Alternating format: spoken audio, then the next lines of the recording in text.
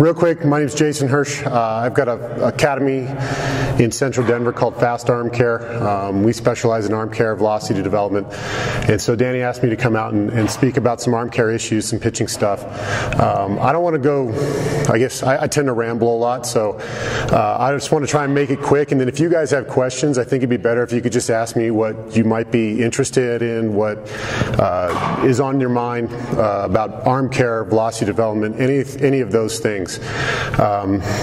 Dougie asked me earlier, we were teammates back with the Rockies and the Yankees for a little bit, and he said he was reading a book called The Arm, and if any of you guys have ever read it, it's a great book by Jeff Passan from Yahoo Sports, and it's just kind of in depth on youth injuries, major league injuries, and he said, what do you think is a big cause of arm injuries? And I said it's under preparation and overuse.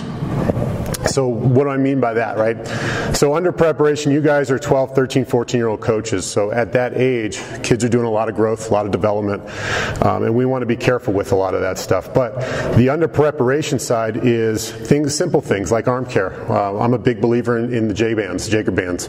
Alan's one of my pitching mentors. He's a guy that I always look to for arm care information, advice, whatever it might be. And then I kind of followed the rabbit hole based off of him. I had kids come to me and ask about weighted balls. I'm sure you guys have all seen your kids maybe asking about it or watching videos or hearing about it in the media, the Driveline program or any Texas Baseball Ranch, any of those things. So I went to Alan. I said, Alan, my kids keep asking me about weighted balls. All I know is that they scare me. What is your thoughts on weighted balls? He said, call Kyle up at Driveline. They're good buddies. So I ended up talking with the guys up at Driveline, and we had a great conversation, about 45 minutes. And at the end of it, I said, you know what, I'm going to do my research. I read through all their articles, some of the medical stuff that they publish, and then I bought a set of balls and I did it myself, and I had a lot of fun doing it. I saw a lot of growth when I was doing it, and so we slowly started to incorporate little pieces of it into our programming, and now we're pretty much full bore with it.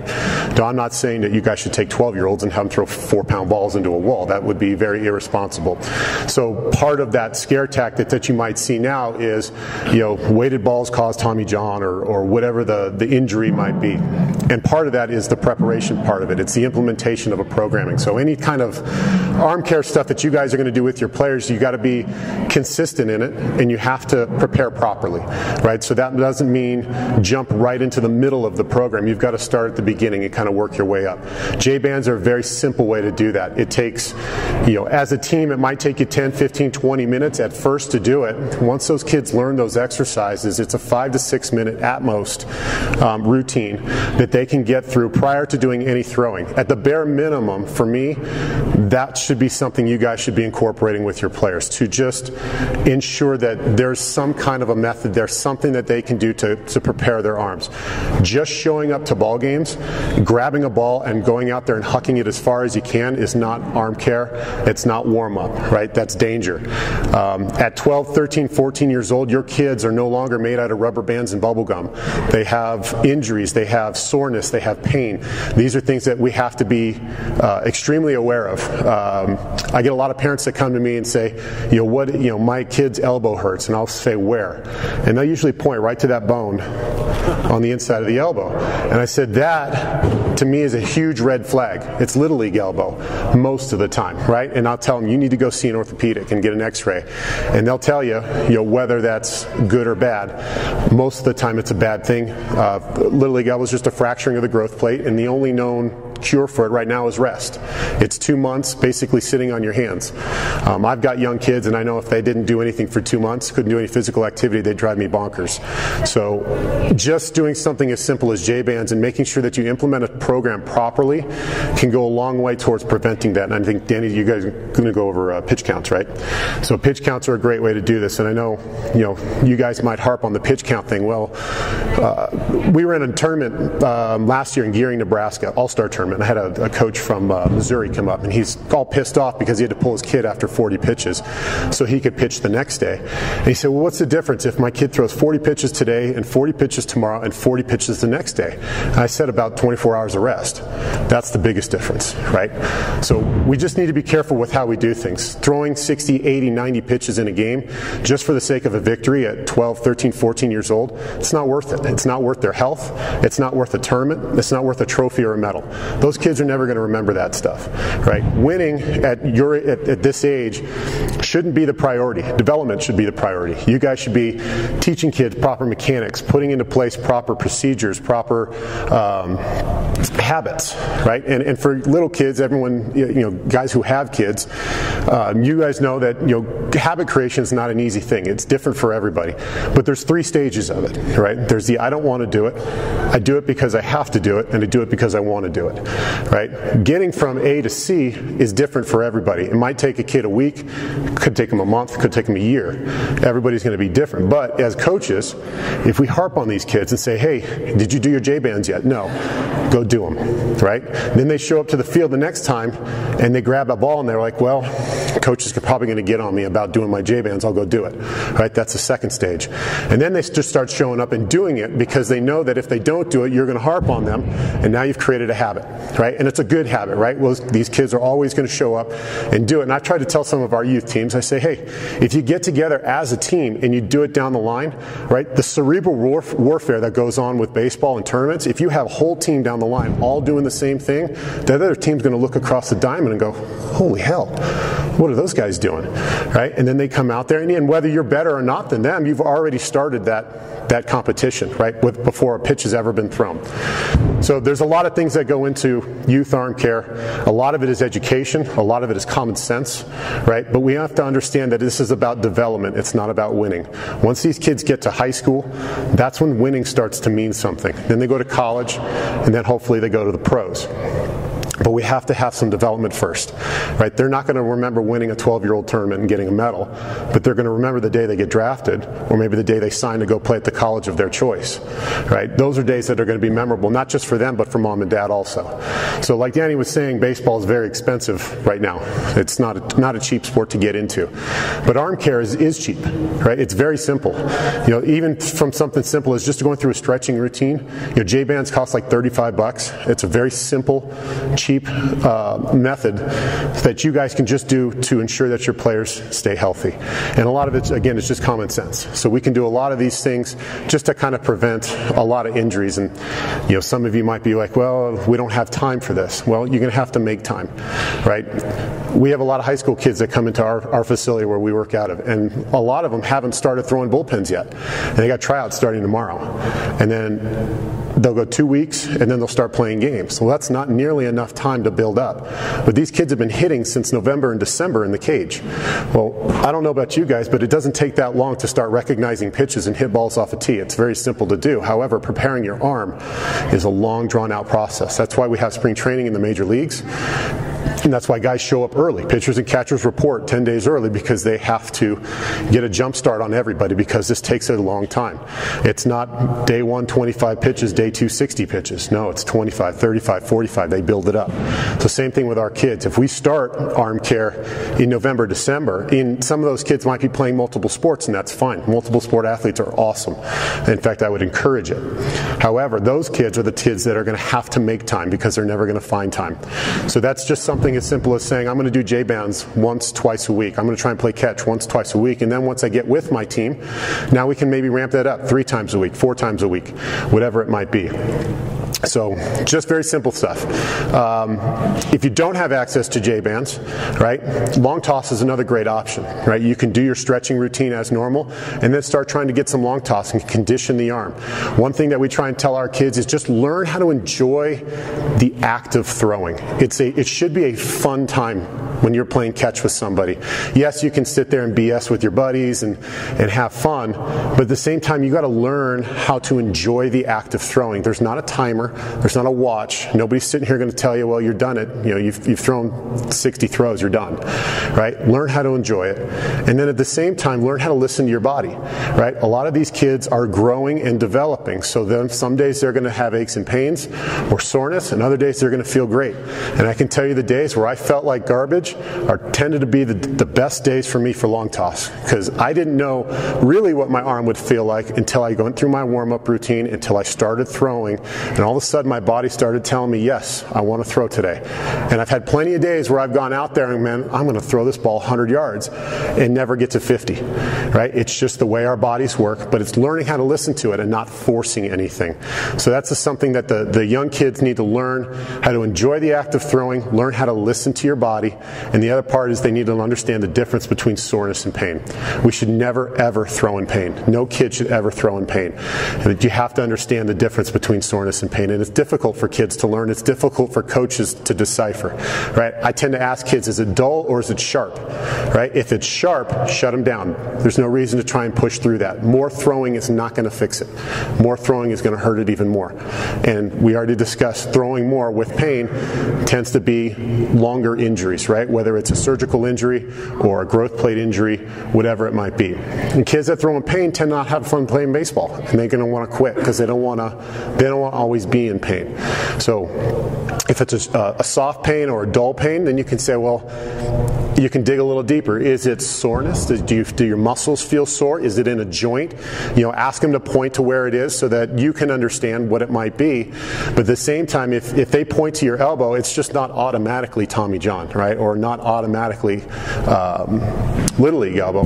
There's a whole myriad of things. So I would encourage you guys to do some reading and do some research. And if you want, we can talk about the different resources that I used, that I recommend that parents and coaches also read, just to kind of familiarize yourself with some of these ailments that we might find. So that's just a real quick hit. And again, I want to open it up and let you guys kind of ask some questions on something that might be on your mind, or questions that you might have had from your players, other coaches, or other parents. Yep.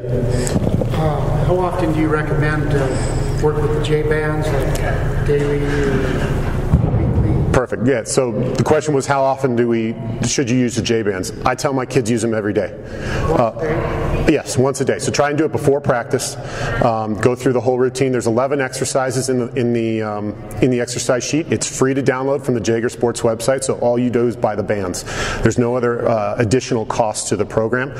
And then we have our kids. They'll do 10 to 12 reps of every exercise before practice, and then after practice, I have them do 25 repetitions of just the external movements. So if you download the sheet, it's exercises 7, 9, and 10. Those are the external movements. So you have your externals down low, you have elevated externals, and then you have reverse throws. So those 3 exercises are designed to flush out the decelerators in the shoulder, the back of the shoulder, and that helps with recovery, right? We're not saying that if you do J-bands that you're never going to be sore, because that would be unrealistic. However, this will help you bounce back quicker and maintain health longer. What about long toss? Long toss, I would say 2 to 3 times a week. And I would be, don't do them back-to-back days. Monday, Wednesday, Friday, Tuesday, Thursday, Monday, Friday, something like that. But again, everyone's going to be different. Now, at a young age, some kids, the idea of long toss is going to be, how far can I throw the ball? And they're going to wind up and have this awful mechanics and throw their heads and the whole nine. Long toss is not done that way, or the way I was taught how to do it. Is as you go back, you go until the point where you can throw the ball as far as you can under control, right? We don't want to get to the point where kids are throwing their front shoulders out, dragging their arms behind them, throwing their heads out, all for the sake of trying to throw a ball as far as they can. Go to where it's controllable and then hang out there for a little bit. And they maybe get another yard or 2 yards, or maybe they have to come back in. But you're putting the ball on an arc as you're going out, and then when you're coming back in, we try and put the ball on a line. And that's where that arm speed and health is built up. Yep. Yeah. What are your thoughts on ice and heat? Ice and heat. I feel like if you do your recovery work well enough, ice should be minimal, right? We should save ice for certain ailments, maybe post game. That's fine. If if say he threw 30, 40, 50, 60 pitches, whatever it might be, go ahead and ice. Not an everyday thing. Heat is okay. I don't have a problem with heat. But ice, I would just use it sparingly. I think if you're doing your warm up and you're doing your recovery properly, ice is a really archaic form of reducing swelling and things like that, and nobody really ever questioned it, right? They brought it around in like the the 50s and 60s and said this is how we reduce inflammation and soreness. Well, ice is a good way for us to not feel pain because it numbs our receptors, right? So the way I try and equate or tell parents is say, if there's an accident on the highway and the emergency services need to get to that accident, ice is taking more cars and putting them on the freeway so those emergency services can't get to that accident, right? Something like heat or some kind of an active recovery where you're getting the blood flow going, that's taking that same accident and now all those cars are pulling off to the side so the services can get right to the accident, right? So you have to have some kind of a blood flow in there. Ice restricts blood flow, which restricts healing. It just makes us feel good. So if you're doing proper recovery, ice shouldn't be necessary all the time, right? I'm not saying that there's not ever a time to use it, but I would use it sparingly. Anybody else? Questions? Yep. So let's say we're doing 40 pitches for a kid. What's your pregame bullpen number of pitches? Pregame bullpen, it's going to be up to the kid. And if you want to say, hey, you're going to throw 15, 20 pitches to get loose, it's whatever it's going to take to get loose. I would work from the stretch and the windup. Your kid's probably going to, unless he's really good at throwing no-hitters in perfect games, I would say work primarily out of the stretch, and then let's save your last 8 to 10 pitches from the windup, just so you're acclimated to it. But it's going to be totally up to the kid. I think my number was like 23, but I knew I had to do 3 fastballs here and 3 fastballs there, 4 changeups here, 2 sliders there. Then I'd go from the windup, 3 fastballs, and I'd go, developing that routine. So, even for kids at 12, 13, 14 years old, developing a routine, this is a great time to do it. From a mental perspective, right, when we talk with our kids, developing a process is also a great time to do this. And this is something that's not just when it's convenient or when coach reminds you. Our process is something that is going to be unique to us. Guys who watch the Rockies, you'll see Trevor Story, and even Tulo did it when he was here. Before he gets in the box, he'll look at the label on his bat, take a big deep breath, and then step in the box and be ready to hit. That's his process. That's how he gets ready. If you watch pitchers, major league pitchers, everyone's got different ticks, different things they do. Garrett Cole's one of those guys. He'll throw a pitch and then he'll come back up, he'll stare at the rubber, he'll do a little gardening, kind of clean it off a little bit, and that's his way of letting it go and then getting back on the rubber. But those are things that are learned, right? And so at this youth age, at 12, 13, 14, this is a great time to put those habits into place or develop those routines. Pre-game bullpens are another one, so just got to figure out what works for you. Somebody had one in the back. Could you repeat the website again, please? For the exercises, it's Jaeger Sports, JAEGER sports.com. And then at the very top it'll say J-Band exercise sheet. And so there's 2 versions. There's a 8.5 by 11 that you can print out, and then there's a booklet that you can print out also. The pictures are exactly the same. Anybody else? Yeah. Thoughts on throwing off-speed changeups, curveballs, what age to bring that in? Sure. How to deal with parents that don't line up with what? Sure. So the question was about off-speed, changeups, curveballs. Changeups I'm a huge fan of. It's the most unfair pitch in baseball if thrown properly. So it's just getting kids to understand that the grip is what takes the speed off the ball. It's not the arm or the body. So just getting them to understand that, and they can play with different grips, circle change, palm ball, split finger, whatever whatever the kid's capable of doing. A lot of kids have smaller hands, so it's difficult to throw circle change, straight changes, pitchfork change, however you want to call it. I mean, there's a billion different variations. situations. Curveballs is a touchy subject, and it always has been, right?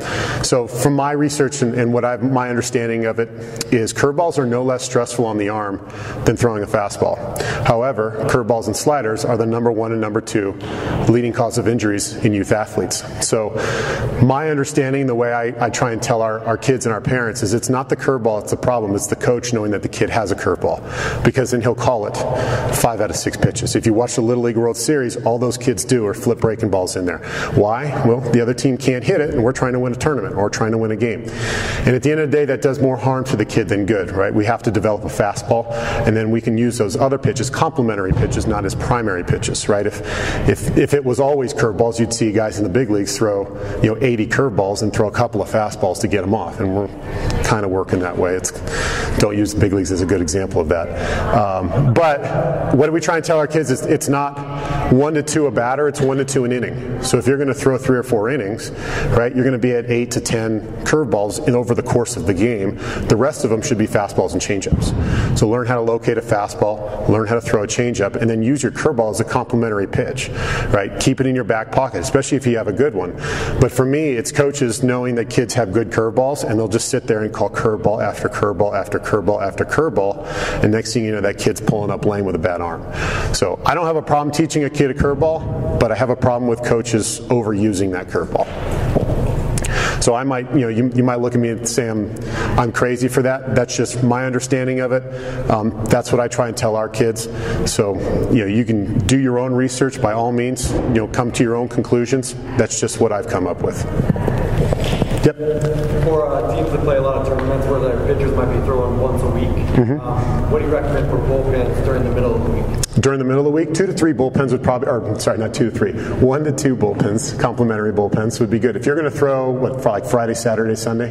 Yeah. So you could say, depends on when they throw. If they throw all 3 days during the weekend, you should probably give them like Monday off, and then maybe come in and throw Tuesday. 25, 30 pitches would probably be good. Right? Bullpens are not max effort places. It's a place for you just to kind of make sure that your mechanics are still in tune, kind of work on something. Say over the weekend, my changeup was terrible. Right? Go ahead, throw a couple of fastballs, get the arm hot, and then let's just work on some changeups. Let's throw 15 or 20 changeups, right? And work on something. And then maybe a day or 2 later, you throw another one where you just work on your fastball location, right? But give kids a day of rest or 2. Let their bodies recover, especially after long strenuous weekends. I know tournaments will run. You'll play 2, 3, 4 games in a day, which is absurd, but that's the way these tournaments are run, right? They're trying to get as many teams in this thing as possible. So just make sure, again, it's common sense, right? Don't throw kids 5, 6 days in a row. Give them some time off, but bullpens should not be max effort. That's a place for you to work on things.